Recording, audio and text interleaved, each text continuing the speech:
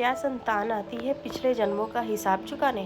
तो आइए जानते हैं। पूर्व जन्म के कर्मों से ही हमें इस जन्म में माता पिता, भाई बहन, पति पत्नी, प्रेमिका, मित्र, शत्रु, सगे संबंधी इत्यादि संसार के जितने भी रिश्ते नाते हैं वे सब मिलते हैं, क्योंकि इन सबको हमने या तो कुछ देना होता है या इनसे कुछ लेना होता है।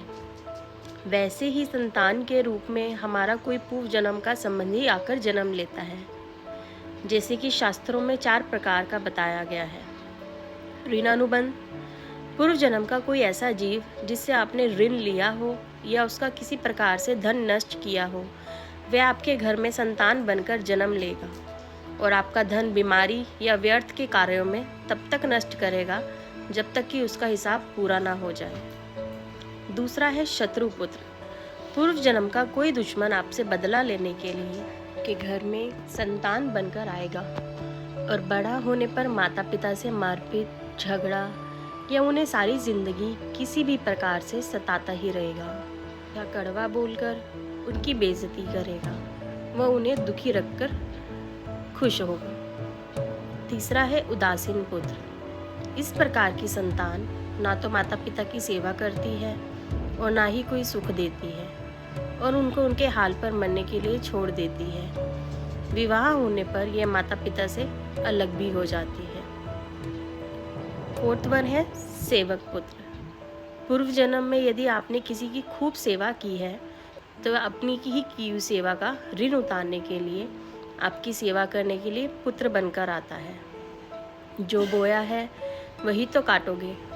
अपने माँ बाप की सेवा की है तो ही आपकी औलाद बुढ़ापे में आपकी सेवा करेगी, वरना कोई पानी पिलाने वाला भी पास में ना होगा। आप यह ना समझें कि ये सब बातें केवल मनुष्य पर ही लागू होती है। इन 4 प्रकारों में कोई सा भी जीव भी आ सकता है। जैसे आपने किसी गाय की निस्वार्थ भाव से सेवा की है तो वह भी पुत्र या पुत्री बनकर आ सकती है। यदि आपने गाय को सर्वार्थवश पालकर उसके दूध देना बंद करने के पश्चात उसे घर से निकाल दिया हो, वह ऋणानुबंध पुत्र या पुत्री बनकर जन्म लेगी। यदि आपने किसी निरपराध जीव को सताया है तो वह आपके जीवन में शत्रु बनकर आएगा।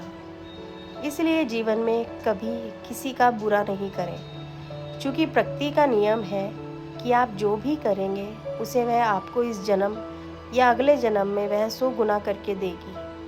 यदि आपने किसी को 1 रुपया दिया है तो समझो आपके खाते में 100 रुपये जमा हो गए हैं, और यदि आपने किसी का 1 रुपया छीना है तो समझो आपकी जमा राशि से 100 रुपये निकल गए हैं। जरा सोचो कि आप कौन सा धन साथ लेकर आए थे और कितना साथ लेकर जाओगे। जो चले गए वे कितना सोना चांदी साथ ले गए।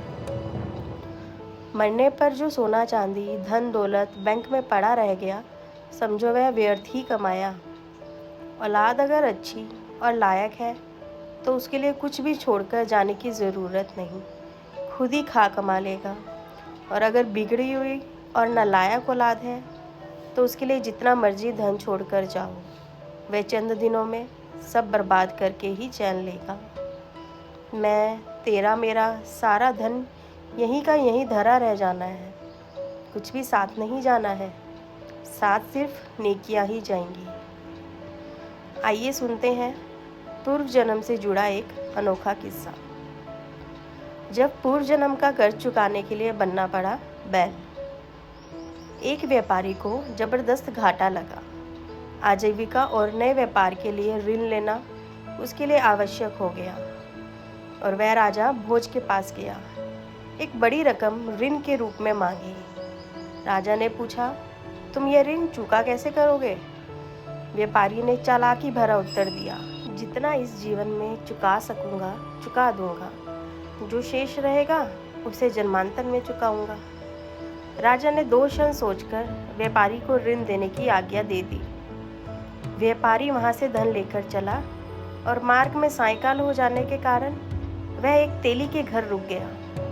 पास में धन होने से उसकी रक्षा की चिंता में उसे नींद नहीं आई। पशु भाषा समझने के कारण उसने तेली के बैलों को परस्पर बातें करते सुना।